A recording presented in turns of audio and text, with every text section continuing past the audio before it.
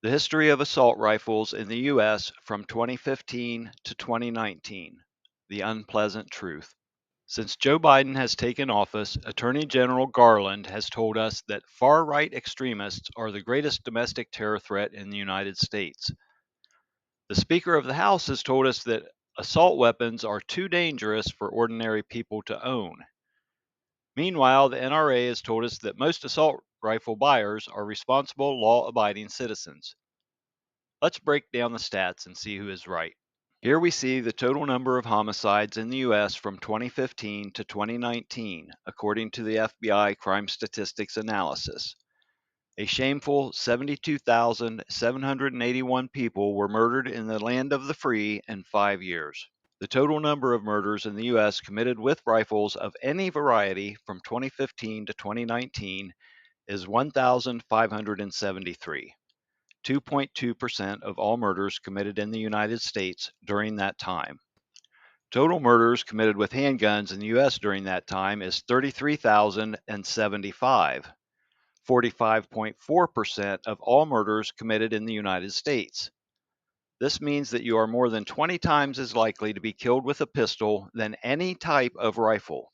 In fact, during that same time frame, 3,346 people were killed by unarmed assailants, more than twice as many killed by all rifles, including assault rifles. I guess the left will try to take away our hands and feet once they get the guns. To expose their deceit even more completely, I will use stats completely favorable to them. I will assume that all rifle deaths were caused by right-wing extremists carrying assault rifles, even though that is blatantly false, as not all rifles were assault rifles, and not all perps were right-wing extremists. During the same time period from 2015 to 2019, the city of Chicago and Cook County had 3,597 gun-related homicides. Again, being overwhelmingly generous, I will assume that only 50% of the murders in Chicago were caused by Democrats, even though Joe Biden won Cook County by 82 points in 2020. That means that Democrats murdered about 1,800 people in Chicago alone from 2015 to 2019, and that right-wing extremists with assault rifles, numbers fudged, only killed 1,573 people in the entire United States during that time. One city full of Democrats kills more people with handguns than all the right-wing extremists with assault rifles in the entire U.S. by a large margin. Quick quiz question 1. What do all of these guns have in common?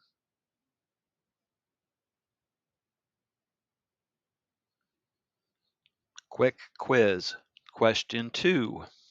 What do these objects have in common?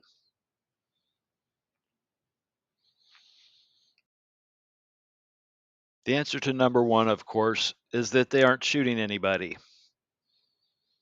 The answer to number 2 is that they are both tools, and they require a human being to be of any use whatsoever.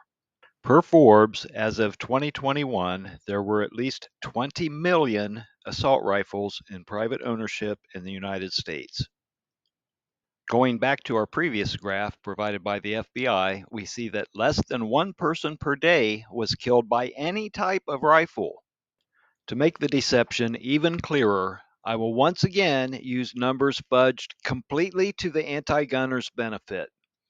I will assume that all rifle bullet caused deaths were caused by assault rifles, even though they weren't. I will further assume that every death was caused by a different assault rifle, even though they weren't.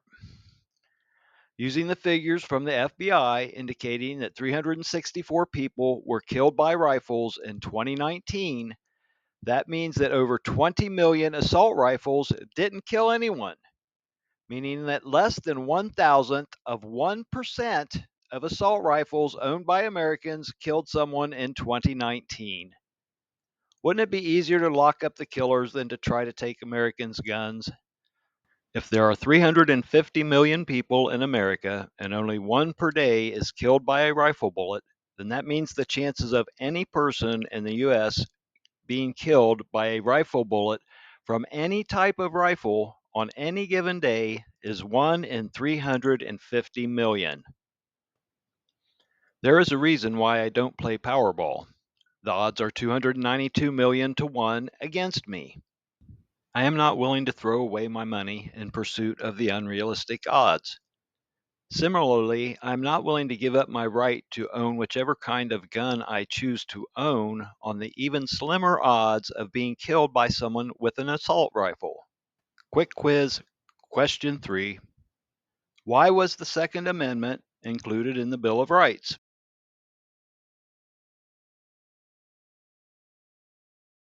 I will allow one of our founding fathers to answer that question. The strongest reason for the people to retain the right to keep and bear arms is, as a last resort, to protect themselves against tyranny in government. Thomas Jefferson. The Second Amendment of the U.S. Constitution states, "A well-regulated militia being necessary to the security of a free state, the right of the people to keep and bear arms shall not be infringed." Thomas Jefferson. The strongest reason for the people to retain the right to keep and bear arms is, as a last resort, to protect themselves against tyranny in government. The Second Amendment does not say the right to bear pistols or the right to bear rifles. It says the right to bear arms.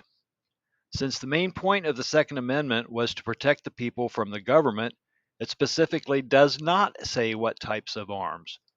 Whatever arms are necessary to protect the people from the government is implicitly stated for those unaware of the cause of the Second Amendment. Plato Joe's leftist cabal has made the point abundantly clear. Quick quiz, question 4. If I have owned guns for more than 50 years and I have never even pointed any of them at another person, can you give me a good reason why I shouldn't own them? The answer, of course, is no. At this point, it is abundantly clear that the NRA is telling the truth about assault rifles. Only an incredibly small percentage of them are being used to kill people. So why are the Democrats telling us that they are such a great threat? What is their hidden agenda? The plan has been in operation for several decades now. Step 1 was to install authoritarian scumbags to positions of power unaccountable to the voters. Step 2 was to demonize local law enforcement and immigrations and customs officials.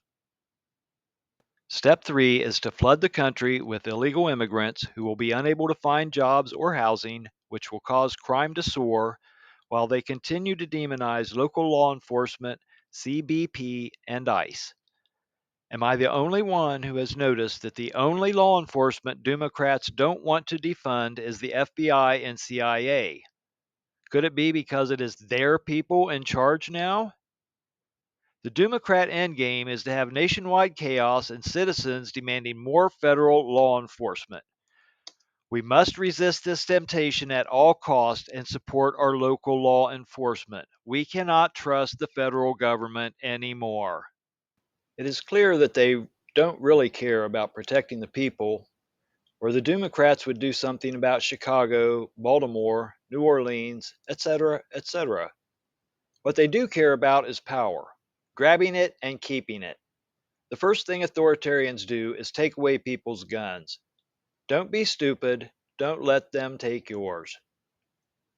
The reason they don't want citizens to have assault rifles is so that they won't be able to resist when they come to take the rest of your rights.